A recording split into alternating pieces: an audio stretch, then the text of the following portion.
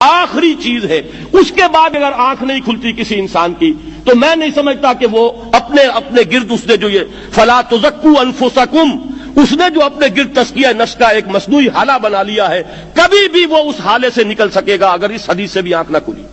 اور وہ حدیث کیا ہے؟ مولانا اشرف علی تھانوی نے اس کو اپنے جو خطبات جمعہ ہیں ان میں نقل کیا ہے. بیہقی کی روایت ہے.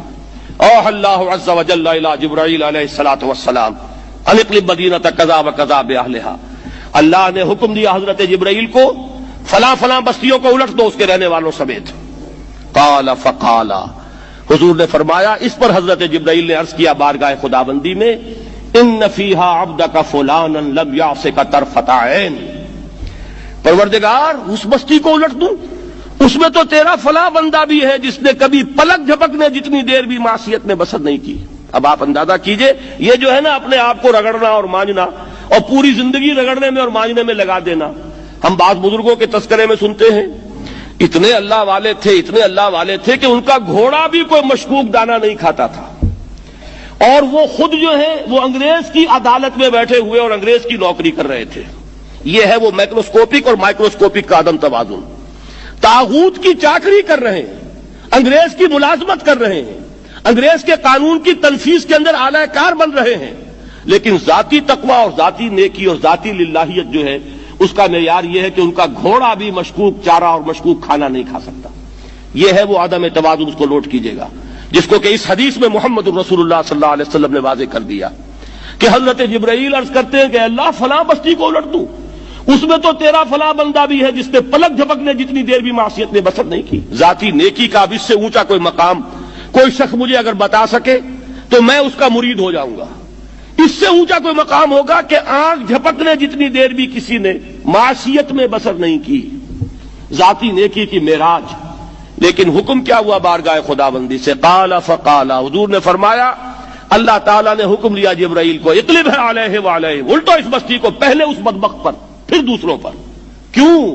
فإن وجهه لم يتمعر في ساعة قط، اس لیے کہ اس کا چہرہ کبھی میری غیرت میں سرخ نہیں ہوا، اس چہرے کا رنگ نہیں بدلا.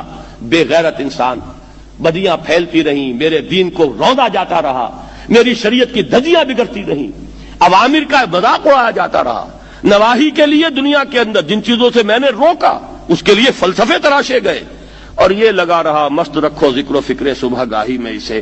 یہ سوائے ذاتی اپنے اس اصلاح کے اور ذاتی تقوی کے اور ذاتی نیکی کے اور ذاتی عبادت گزاری کے یہ میدان میں نہیں آیا. اس کا خون نہیں کھولا کبھی، اس کے چہرے کا رنگ متغیر نہیں ہوا، لہذا یہ دوہرا مجرم ہے. یہ ہے وہ تصور جو یہاں پر نوٹ کیجئے.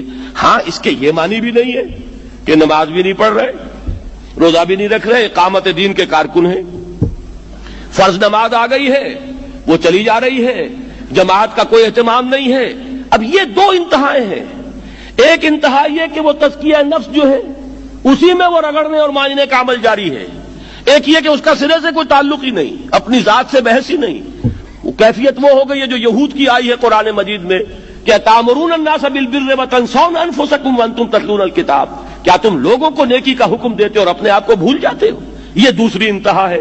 پھر وہی بات عرض کروں گا، وہی بال سے زیادہ باریک اور تلوار کی دھار سے زیادہ تیز راستہ ہے جس پہ چلنا ہوگا کہ نہ یہ ہو کہ وہ مبالغہ ہو رہا ہو، اپنی ذاتی اصلاح میں تو مبالغہ کی حد تک آگے جا رہے ہیں، اور دوسرے یہ کہ اپنے دین کی تبلیغ و اشاعت، اقامت دین کی جد و جہد، اس کا کھانا ہی نہیں کھولا زندگی میں، وہ کھاتا ہی نہیں کھلا ہے.